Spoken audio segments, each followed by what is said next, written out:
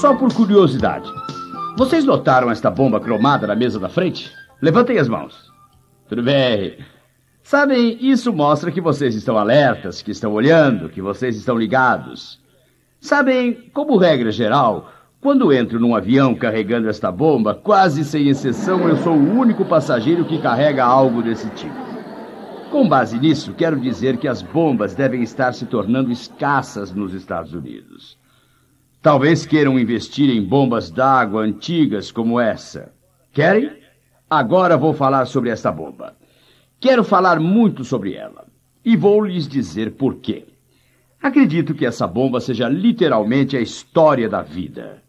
Acho que é a sua história. Acho que é a minha história. É a história da América. Mesmo que vocês tenham perdido tudo que falamos durante essa série de fitas, acho que entenderão clara e totalmente a mensagem da bomba. Acredito que isso vai ajudar vocês não só a construir seu negócio, mas muito mais importante, a construir sua vida. Vou dizer de novo. Vocês precisam ser antes de poder fazer. E vocês precisam fazer antes de poder ter. Vocês não podem ser um tipo de pessoa quando trabalham com marketing de rede e outro tipo no restante das situações. Simplesmente não é assim que funciona. Dois amigos meus, Bernard Haygood e Jimmy Glenn, moravam no sul do Alabama. Um dia estavam passeando por lá. Era um dia de agosto, fazia um calor terrível, e eles estavam com sede. Bernard parou atrás de uma casa de fazenda abandonada para ver se havia um velho poço lá. E eles encontraram um. Bernard chegou perto dele, desceu do carro, ele pegou a bomba e começou a bombear água. Só por curiosidade, quantos de vocês já usaram esse tipo antigo de bomba d'água? Muito bem. É bom saber que temos gente aqui que sabe bombear água. Bem, Bernard estava bombeando há alguns minutos e então disse: Jimmy, acho melhor você pegar o balde velho que está ali e ir pegar água no rio. Teremos que dar partida na bomba. Quantos de vocês sabem o que quero dizer com dar partida na bomba? Bem, para os que não entendem sobre bombas d'água, vou explicar. Dar partida na bomba significa que é preciso pôr água no topo dela antes que saia a água da torneira. É assim que funciona. O problema é que muitas pessoas no jogo da vida, elas simplesmente ficam paradas na frente da lareira e dizem: Bem, lareira, se você me der algum calor, eu lhe dou lenha. Como sabem, muitas vezes o funcionário vai falar com o chefe e diz: Preciso de uma promoção. Eu sei que meu desempenho não é muito bom, muitas vezes eu chego atrasado e, sabe, não presto atenção em algumas coisas, mas o que eu preciso? Eu preciso ser o supervisor. Você me coloca como supervisor e verá que meu trabalho será muito melhor. Eles estão dizendo: me dê uma recompensa que então meu desempenho aumentará. Não é assim que funciona. Já imaginaram um estudante dizer para a professora: Professora, se eu repetir esse bimestre, minha mãe vai acabar comigo. A senhora me dá uma nota boa desta vez e eu lhe garanto que no próximo bimestre vou estudar mais que todo mundo. Eu prometo isso. A senhora me recompensa agora e então eu mostro o trabalho. Não é assim que funciona, meus amigos. Primeiro vocês mostram o trabalho, depois vem a recompensa. Se não fosse assim, imaginem só o velho camponês na frente de seu campo dizendo: meu Deus, eu sei que não plantei nada este ano, mas se eu tiver uma boa colheita, prometo que no ano que vem eu vou plantar mais que todo mundo. Não é assim que se faz. Primeiro você dá de si e depois espera obter algo. Bem, fazia calor. Era agosto. E nessa época faz um calor horrível no sul do Alabama. Bernard tentava tirar água do poço. Finalmente ele disse: Jimmy, acho que aqui não tem água. Jimmy respondeu: Bernard, deve ter sim. Você sabe que no sul do Alabama os poços são fundos, e isso é bom, porque quanto mais fundo o poço, mais fresca, limpa, doce, pura e gostosa fica a água. E não é assim muitas vezes em suas vidas e em seus negócios? Às vezes, aquele candidato que assina de primeira, sem pensar, começa e logo larga. Ele nunca aparece para uma reunião. Não é verdade que muitas vezes uma pessoa que é detalhista, que investiga, explora, raciocina, que quer ser convencida, e vejam bem, vocês realmente precisam trabalhar para convencê-la. Não é verdade que essa pessoa está tomando uma decisão lógica e bem pensada que requer muita persistência? Mas não é verdade que essa pessoa invariavelmente acaba sendo quem trabalha melhor? Porque quando pessoas assim se convencem, ficam totalmente convencidas e não guardam nada para si. Elas dão tudo o que têm. É disso que estou falando. Bernard queria tomar um pouco d'água. Quero dizer, fazia calor e ele estava com sede. Mas a questão é, quanto vocês querem bombear por um copo d'água? Finalmente, ele levantou os braços e disse, Jimmy, aqui não tem água. Jimmy respondeu, Bernard, não pare, não pare. Se você parar, a água vai voltar para o fundo e nós vamos ter que começar tudo de novo. E a vida não é assim também? Não é verdade que muito trabalho bem feito é perdido porque alguém não trabalhou só um pouco a mais, amigos? Mas também não é verdade que se bombearmos o tempo necessário, com a força necessária e com o entusiasmo necessário, invariavelmente a recompensa se seguirá ao esforço? Vocês notaram que depois que a água começa a fluir, tudo fica mais fácil. Só é preciso um pouco de pressão e virá mais água do que o necessário. Vocês já notaram que quando as coisas vão mal, elas tendem a piorar? E que quando elas vão bem, elas tendem a melhorar? E não tem nada a ver com o que está acontecendo lá fora. Tem tudo a ver com o que está acontecendo no seu interior. E uma coisa, se estiver indo bem dentro de sua mente, vocês continuarão bombeando até que os resultados apareçam. Vocês sabem qual é o problema de muita gente? Eles podem entrar no negócio e dizer, bem, sabe, você sabe, eu vou trabalhar bem pouco. Quero dizer, se você não arriscar nada, nada ganhará. Vocês sabem, se começarem um negócio insignificante, terão um negócio insignificante. Terão que trabalhar de maneira insignificante durante toda a vida para chegar a algo. Quando entram num negócio com toda a força, depois que começa a fluir, coisas maravilhosas irão acontecer. Sabem o que gosto nessa história? Eu gosto dessa história porque nada tem a ver com idade ou educação. Nada tem a ver se você é branco ou preto. Nada tem a ver com o fato de a gente ser homem ou mulher. Nada tem a ver com o fato da gente ser solteiro ou casado. Nada tem a ver com o fato da gente ser extrovertido ou introvertido. Uma educação brilhante também não faz diferença alguma. Ele tem tudo a ver com o nosso direito que recebemos de Deus, de ser pessoas livres e trabalhar tanto quanto quisermos, com o entusiasmo que queremos, com um sentido de direção certo na vida. E quando fazemos isso, nosso trabalho trará recompensas. Completando esta série, vou fazer uma coisa que talvez surpreenda vocês. Em particular, decidi terminar a série com essa história específica. Eu vou lhes contar a minha história. E o motivo para isso é que eu acredito que a minha história, em muitos pontos, é a sua história. Preciso confessar. Existem coisas que nunca fiz na vida. Sou uma dessas pessoas com sorte. Nunca perdi minha mulher ou um filho devido à morte ou divórcio.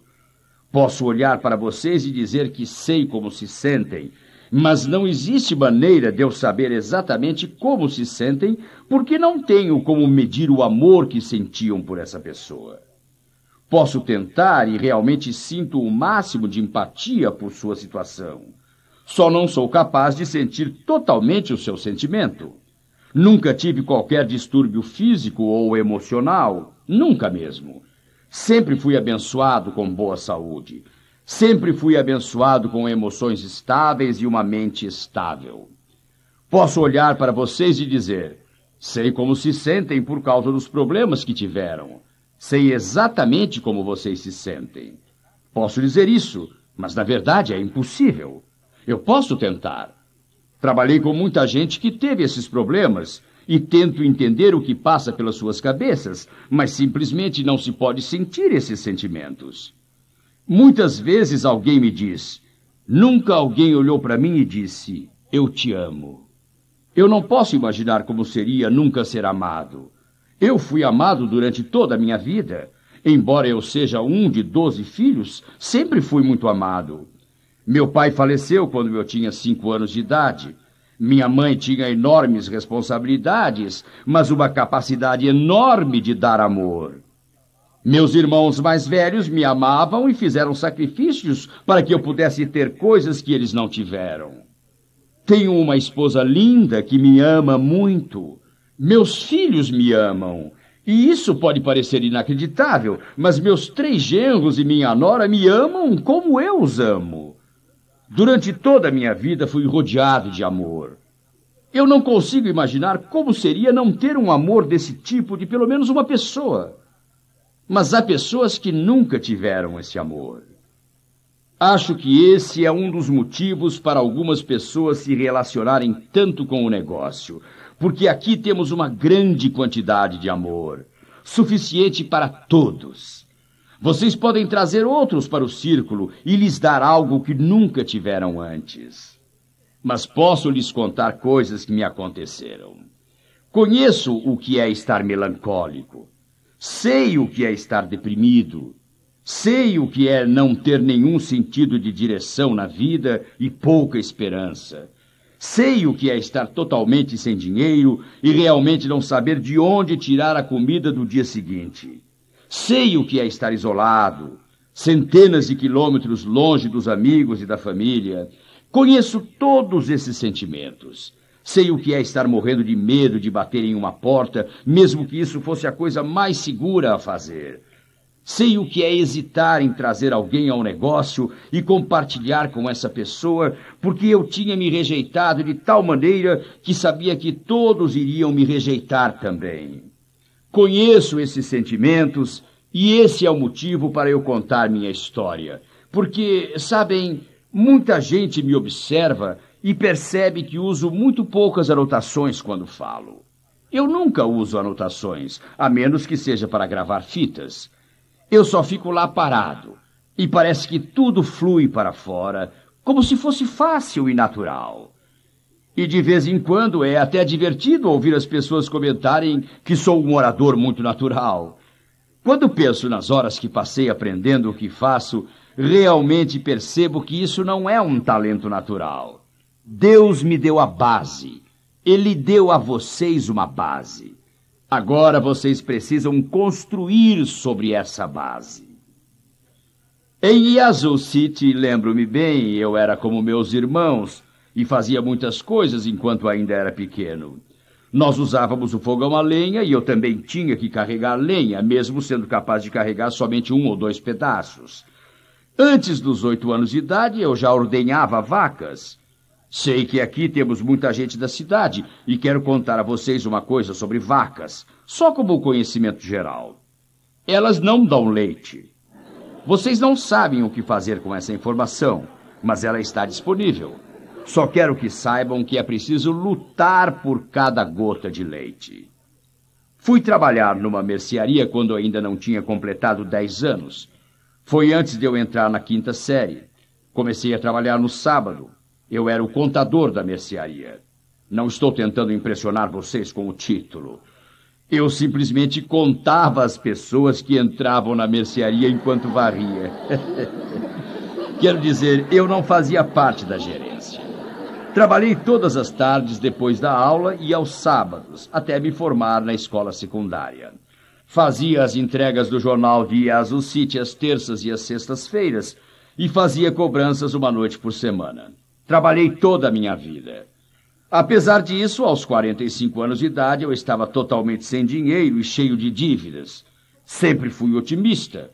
Sou o tipo de pessoa que coloca o valor mínimo no parquímetro enquanto sua esposa está fazendo compras. Quero dizer, assim é que sou basicamente.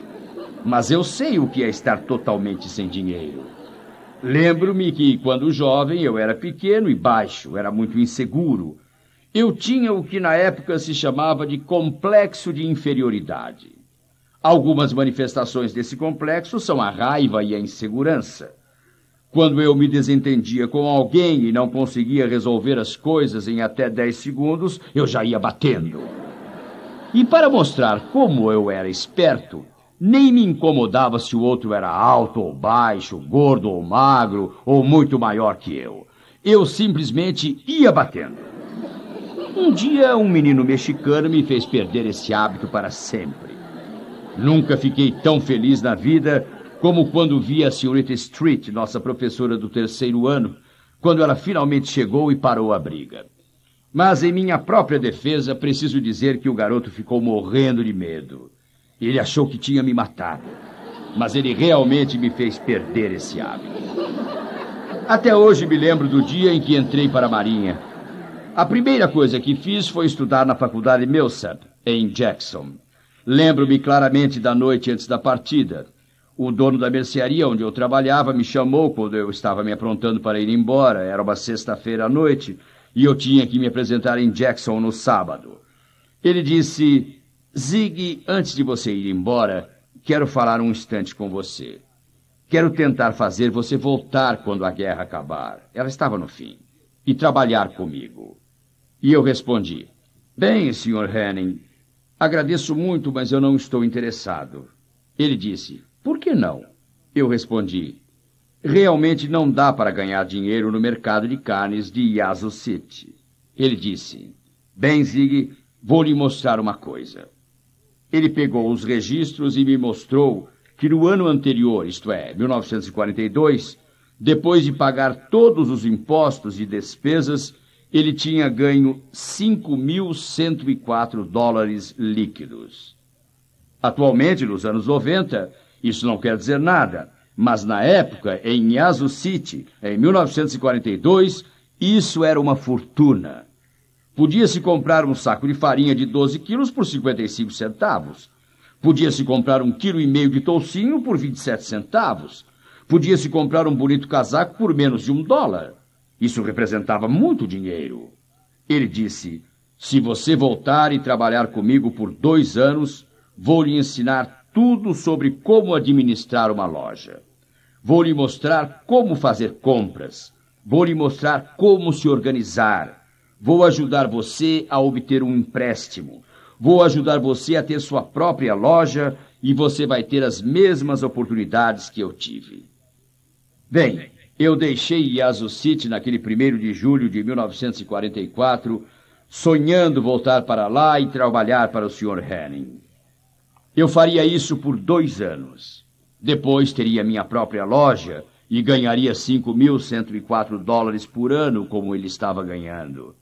Ah, eu tinha um sonho. Eu teria uma casinha e um pouco de terra perto da cidade.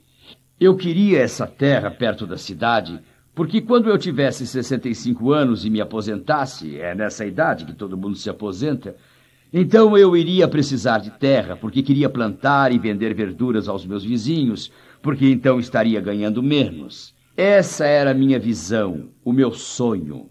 Era o sonho de um menino de uma pequena cidade que nunca pensou em viver na favela, mas nunca pensou que teria dinheiro suficiente para comprar um segundo terno ou alguma coisa boa. Quando criança, também sonhava com o Sr. Fred Shirley, o carteiro, que vivia mais adiante na rua. Sonhava que ele me venderia seu Chevrolet Coupé, que trocava todos os anos. Naquela época, a gente sempre tinha 2 semanas de férias. Eu pegaria aquele carrinho e iria até onde pudesse chegar no final da 1ª semana e voltaria durante a 2ª semana. Esses eram meus sonhos. Como sabem, existe uma maneira de sentir os sonhos, sejam eles pequenos ou grandes, como já disse no início desta fita. Mas eu entrei na Marinha, entrei num ambiente em que trabalhava, estudava e me relacionava com os rapazes mais inteligentes deste país. Mesmo naquela época, só 5% dos que tentavam entrar para a Marinha eram aceitos. Eu realmente fazia parte da elite. E o grande evento da minha vida ocorreu em 15 de setembro de 1944, às 9h06 da noite, quando entrei na sala da Associação Cristã de Moços de Jackson, Mississippi. Lá encontrei uma coisa linda. A Ruiva. Ela estava usando um lindo vestido verde. Cheguei até ela e, com muita originalidade, disse: "Oi?" Com uma originalidade igual à minha, ela respondeu: "Oi." E foi aí que tudo começou. Eu ia mal na escola, não conseguia manter o ritmo, mas depois de conhecer a Ruiva, eu quis continuar naquela escola. Ela teve uma influência enorme sobre mim. Quando saí da Marinha, em 30 de junho de 1946, voltei para Jackson. Eu tinha sido transferido para a Universidade da Carolina do Sul e planejava voltar. A Ruiva e eu começamos a namorar firme nesse momento e marcamos a data do casamento. Agora eu queria frequentar a universidade porque tinha conseguido um negócio. Eu podia vender sanduíches nos alojamentos de noite para financiar o casamento e os estudos. E assim marcamos a data do casamento. Nós nos casamos em novembro e durante o ano letivo meu negócio foi muito bem. Eu ganhava $100 por semana e em 1946 isso era muito dinheiro. Mas com o verão passamos a ter problemas. Primeiro, não havia muitos alunos. Segundo, os alojamentos não tinham ar-condicionado. O pessoal saía à noite para comprar seus sanduíches e refrigerantes e todo o resto que eu costumava vender. Terceiro, eles só frequentavam a escola 4 dias por semana, então não me restavam muitos dias para trabalhar. Cheguei a não ganhar nenhum centavo. A Ruiva viu um anúncio no jornal procurando um vendedor que quisesse ganhar $10.000 por ano. Achamos ótimo eles procurarem um vendedor que quisesse ganhar $10.000 porque nós realmente queríamos esse dinheiro. Candidatei-me ao emprego. Era para vender utensílios de cozinha de porta em porta. Fiz uma entrevista e o homem realmente não acreditou que eu seria capaz de vender. Ele não me escolheu. Durante 2 meses eu insisti e o procurei dizendo que queria o emprego. Ele não acreditava que eu fosse capaz. Finalmente concordou e me fez passar pelo treinamento sob a condição de que, ao final do treinamento, se ele não acreditasse que eu pudesse ser um vendedor, ele não seria obrigado a me empregar. Entendam, eu tinha que comprar minhas amostras. Trabalhávamos só na base de comissão. O único investimento que ele tinha que fazer era me treinar para vender. Finalmente o convenci que seria capaz, e nos 2 anos e meio seguintes, tudo o que fiz foi provar que ele tinha razão. Isso não quer dizer que eu não vendia muito. Eu vendia. Eu vendi meus móveis, meu carro, e essa é a verdade. Literalmente, eu cheguei a devolver um filão de pão na mercearia porque o dinheiro não deu. Isso quando um filão custava 10 centavos. Nasceu nossa filha mais velha e a conta do hospital foi de $64. Eu não tinha esse dinheiro. Tive que sair e fazer 2 vendas antes de poder tirar minha filha do hospital. Eu sei o que é não ter dinheiro. Sei o que é ter medo e estar ansioso, frustrado, deprimido e negativo, organizando aquelas festinhas de compaixão. Mas o problema dessas festinhas é que pouca gente vem, e os que vêm nunca trazem presentes. Essas festinhas não são a resposta. Persisti por um único motivo. Eu não tinha outra opção. Eu tinha que fazer isso. Eu tinha a responsabilidade. Lutei durante 2 anos e meio. Vou contar a vocês 2 incidentes que realmente aconteceram na minha carreira de vendedor. Eu estava lutando, precisava desesperadamente vender. Então convenci Bill Cranford, meu gerente de vendas, amigo e irmão mais velho, como muitas vezes o chamo. Dedico os segredos de como fechar uma venda ao Bill. Convenci Bill a ir comigo. Quando a visita terminou, eu perguntei ao Bill: "E aí, o que acha?" Ele disse: "Bem, Zig, o que é que você está vendendo?" Eu disse: "Bill, você sabe o que estou vendendo." E ele disse: "Sim, eu sei o que você está vendendo. Mas não acha que deveria ter informado aquela senhora?" Eu disse: "Bill, eu disse a ela." Ele respondeu: "Você disse o preço. Você não disse quais eram os benefícios. Ela não tem a menor ideia de por que deve comprar esse jogo de panelas de você. Eu disse, Bill, não foi tão ruim assim. Ele disse, vamos à sala de treinamento. Ele tinha um velho gravador e gravou minha fala de vendas. Era uma fala de 22 minutos e eu disse umas 187 vezes. Nós contamos 3 vezes. Tudo era bem, sim, bem, Era inacreditável, mas era a verdade. Hoje em dia, é lógico, sou conhecido como quem fala mais rápido no Oeste. Sabem, eu falo 280 palavras por minuto e às vezes até 550. Eu boto para quebrar. Estou simplesmente dizendo isso para vocês saberem que talvez gaguejem agora, mas a possibilidade de se tornarem eloquentes e convincentes está dentro de vocês.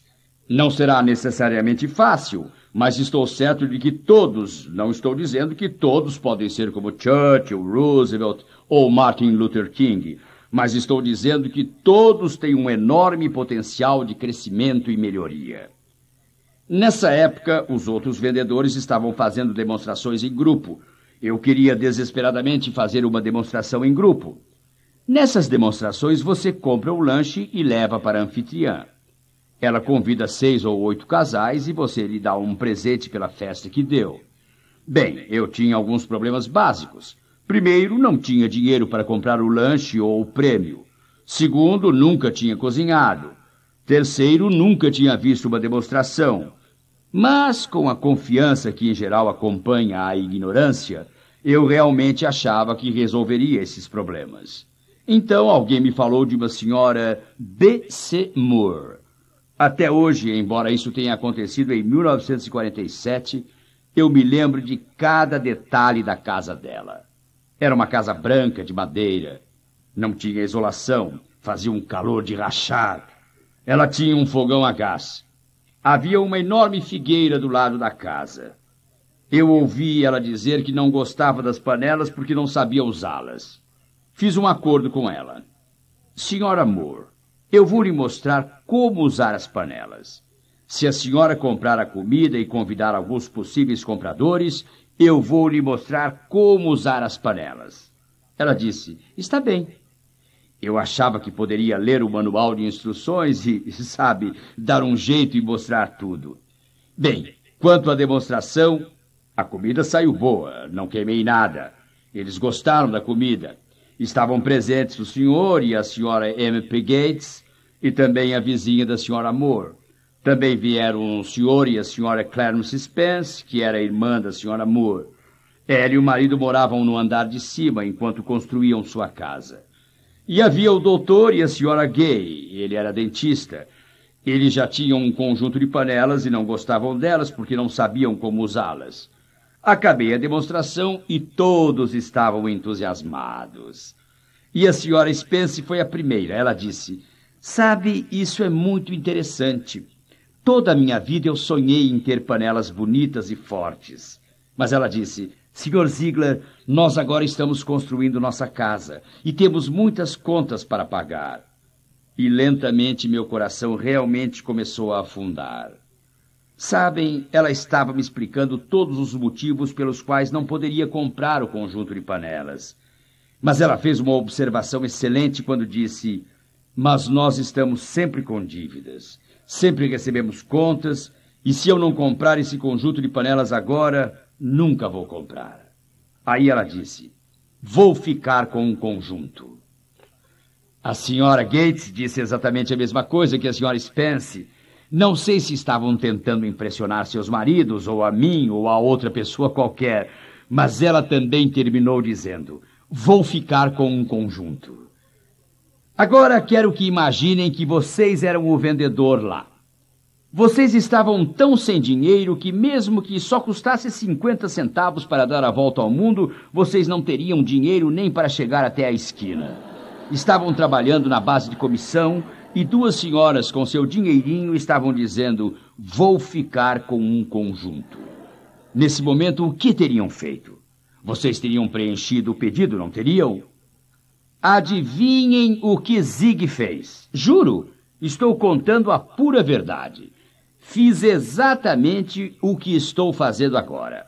Olhei para o meu relógio e disse: senhoras, eu gostaria muito de ajudá-las a comprar esse conjunto de panelas, mas não posso. É porque tenho um encontro daqui a 5 minutos e vou ter que correr para chegar na hora.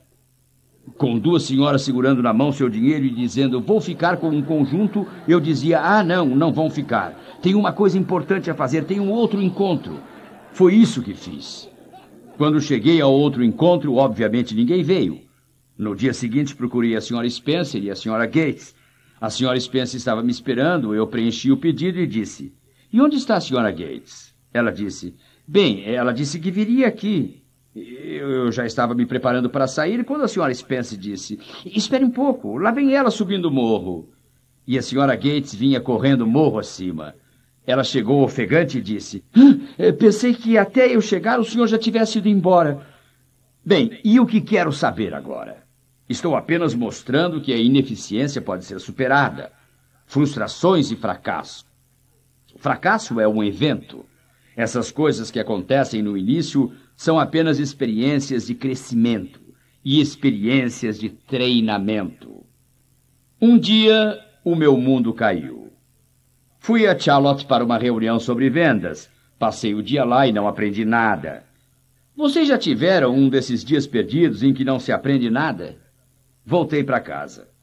Tinha uma demonstração naquela noite e voltei para casa tarde, 00:30, mais ou menos. O bebê nos manteve acordados o resto da noite. Às 5:30 da manhã tocou o despertador.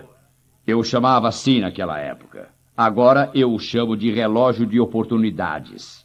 Enfim, o despertador tocou. Sabem, se vocês o ouvirem, isso lhes dará uma oportunidade de levantar e agir. Se vocês não conseguirem ouvir, isso pode significar que não vão levantar e agir. E dependendo do que acreditarem, isso pode ser muito ruim. 5:30, o relógio de oportunidades tocou. Por força do hábito, saí da cama. Olhei pela janela e o tempo estava horrível. Eu tinha um pequeno Crossley e um carro sem aquecedor. Fiz o que qualquer pessoa inteligente faria. Voltei para a cama. Mas lá deitado ouvi as palavras da minha mãe. Desde pequeno ela havia me ensinado: filho, se você resolve fazer uma coisa, faça. Se você não puder se dedicar totalmente, saia dela. Pois você não estaria sendo justo com o seu chefe, com você mesmo. Não daria certo. Dedique-se totalmente. E através dos anos ela tinha me ensinado centenas de ditados, sabem, como diga sempre a verdade, custe o que custar, quem se esconde tem algo a esconder. Quando eu entrei no negócio de vender panelas, eu tinha dito: eu estarei presente em todas as sessões, participarei de todas as reuniões de vendas. Em 2 anos e meio eu nunca tinha faltado a nenhuma, como também nunca tinha chegado atrasado. Saí da cama e fiz aquela viagem gelada para Charlotte, e lá fiquei conhecendo o Sr. P.C. Merrill. O Sr. Merrill mudou minha vida. Ele não me ensinou nada durante a sessão de treinamento, mas depois dela ter acabado, ele me chamou de lado e disse: Zig, estive observando você nos últimos 2 anos e meio. Nunca vi um desperdício tão grande. Bem, isso realmente assusta. Eu disse: o que quer dizer, Sr. Merrill?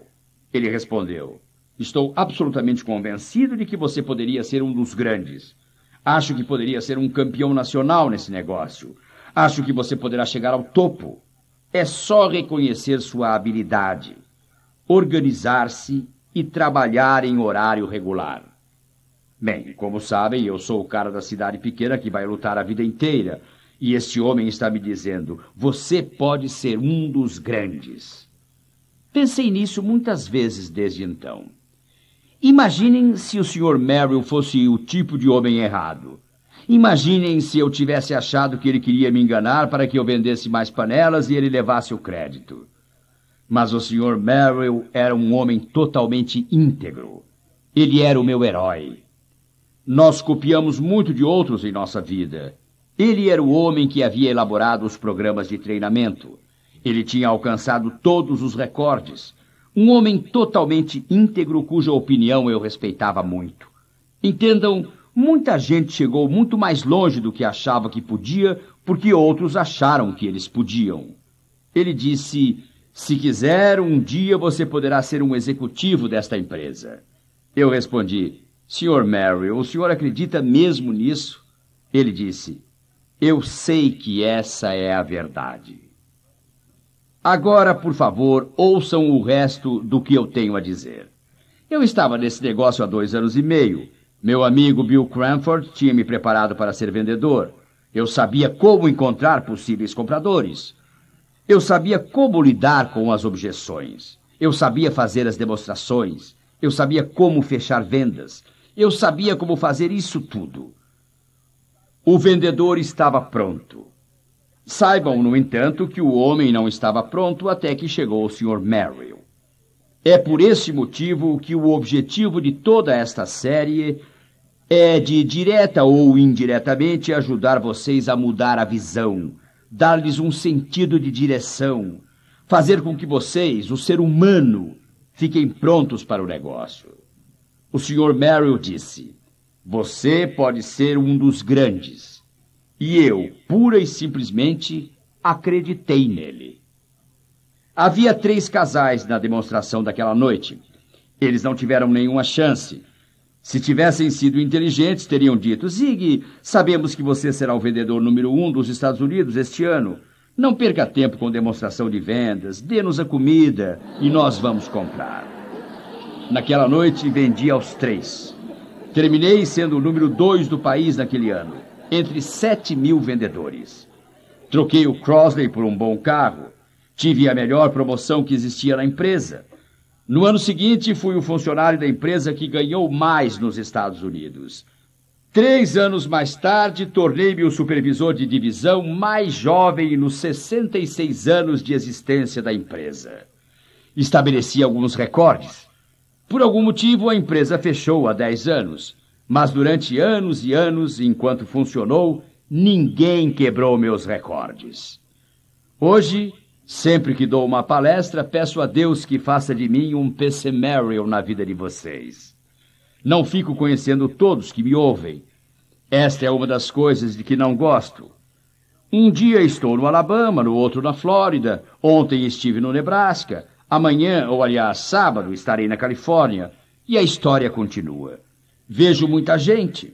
Muitas vezes fico imaginando como seria se eu pudesse passar um pouco de tempo com cada pessoa que me ouve falar, ou ouve uma de minhas fitas, ou lê um dos meus livros. Como isso não é possível, vamos imaginar que conversamos a sós agora mesmo. Eu lhes diria: vocês foram criados para realizar, foram projetados para o sucesso, foram dotados com as sementes da grandeza. Mais de bilhões de pessoas já viveram no nosso planeta. Nunca houve outro como vocês. Nunca haverá outro igual a vocês. Vocês são únicos, são diferentes. Deus lhes deu diversos dons. Isso foi o que Ele deu a vocês. O seu presente para Ele é usar esses dons da melhor maneira. Oliver Wendell Holmes disse: a grande tragédia de nossa sociedade não é o fato de que desperdiçamos nossos recursos naturais, mas sim o fato de que muita gente vai para o túmulo quando ainda existe música em seu interior. Como sabem, estamos em época de eleições. Logo vamos eleger um presidente. Quando vocês receberem estas fitas, já saberão quem é o novo presidente. Espero que votem. Espero que votem em todas as eleições, tanto regionais como estaduais e federais. É a sua oportunidade de votar. Vocês não terão o direito de se aborrecer e reclamar com o que acontece se nem sequer se envolveram no processo como cidadãos que votam. Mas nesse momento, e aos que estão ouvindo esta fita, vou pedir que, a menos que estejam dirigindo seu carro, vou lhes pedir que parem um momento e votem. Esse será o voto mais importante de suas vidas.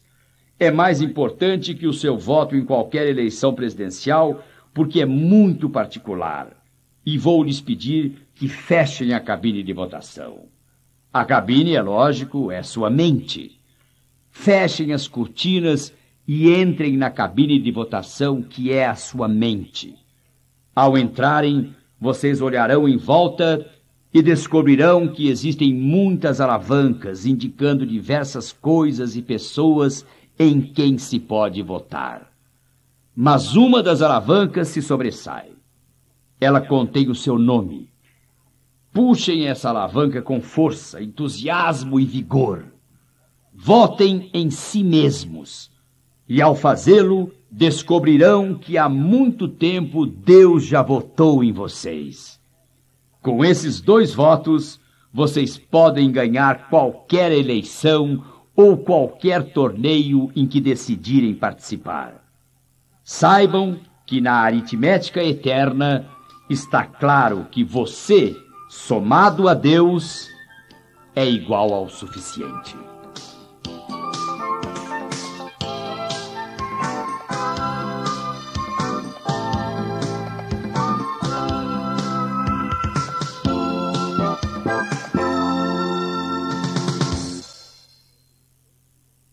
Este é o final da série Em Direção ao Topo. Pesquisas demonstram que você precisa ouvir estas fitas no mínimo 16 vezes para fixá-las no seu subconsciente. Caso você não saiba, Zig Ziglar Corporation oferece a você uma grande variedade de produtos e serviços. Para maiores informações sobre nossos palestrantes, vídeos sobre programas de treinamento para empresas, cursos para escolas e inúmeras fitas, ligue 1-800-527-0306. Lembre-se de que a série que acabou de ouvir é protegida por direitos autorais. Sua reprodução por qualquer meio ou forma é proibida por lei e impedida por sua integridade.